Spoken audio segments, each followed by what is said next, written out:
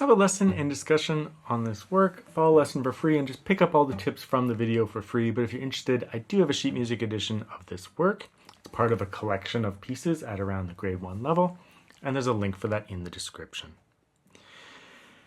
So in the last piece that we did, it was a great opportunity to work on descending slurs in a kind of a nice short little study.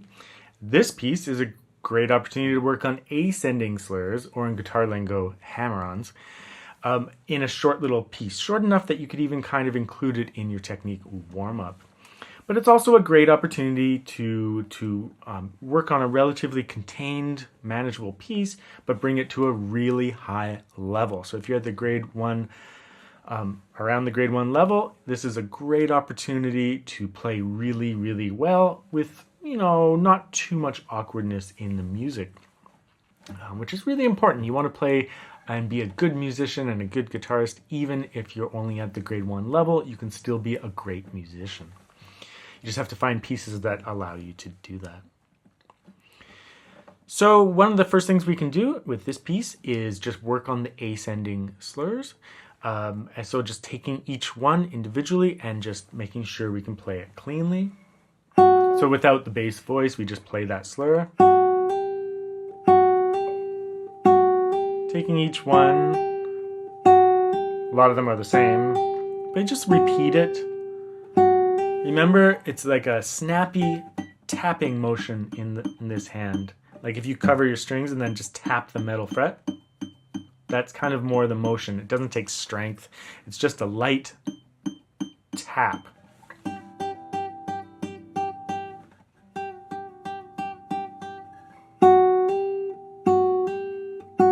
Like reflex oriented. The other one, 2/4.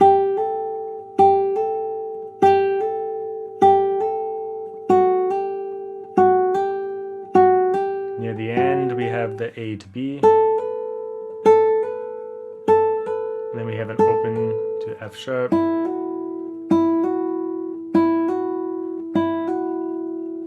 So going through, making sure you can just play those on their own cleanly. Then the other thing to work on in this piece is there's quite a bit of second position playing. So that's keeping your hand in second position. So when you're in first position, your thumb might be behind your second finger. But when you're in second position, it's still behind that finger, but it's up a fret. So your hand, that perfect hand position that you learn to use, is just up 1 fret. Let's go through it slowly and just point out a couple of extra things.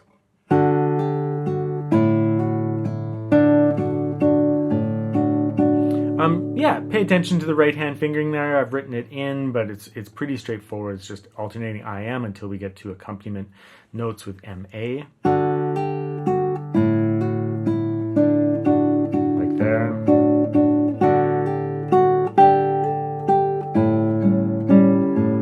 It's just important that we follow the fingering sometimes like there, where we use PA.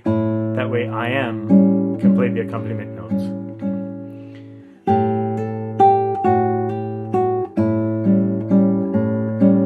We have a shift to 4th position here, then 2nd position,